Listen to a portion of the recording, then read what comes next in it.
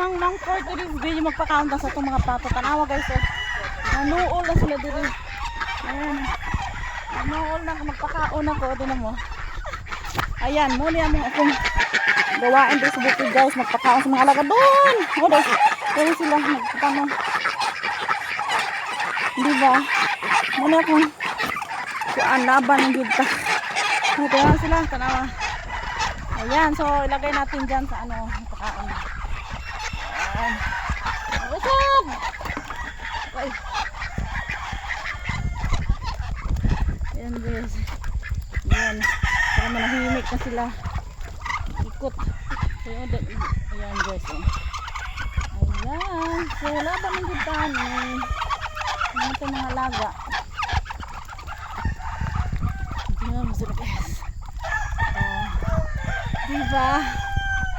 So, pagdating ng panahon, kaano ito, may mga anak na yung iba dyan guys. Ayan, yung iyan nila. Diba? So, yan ang buhay dito sa bukid guys.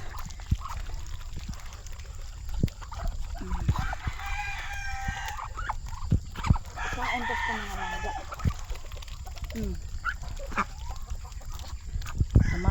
So, punta na naman tayo sa pabuhan. So guys, dito na. Diyan na punta ang mga pabuhan. Pakaunta ni pabo. Ang tapang-tapang nitong isang pabo. Oh. Uy. Hay! Yan, sila guys. Oh. Yung isa di mo duol. Nahadlok. Nahadlok akong naong. Nahadlok ako na. Ang lalaki na. Uy. Ayan guys. So ang pabo, yung isang pabo namin guys, naglumlum. Among gikulong. Yan lang guys. Bye bye. Ingat po tayong lahat. God bless.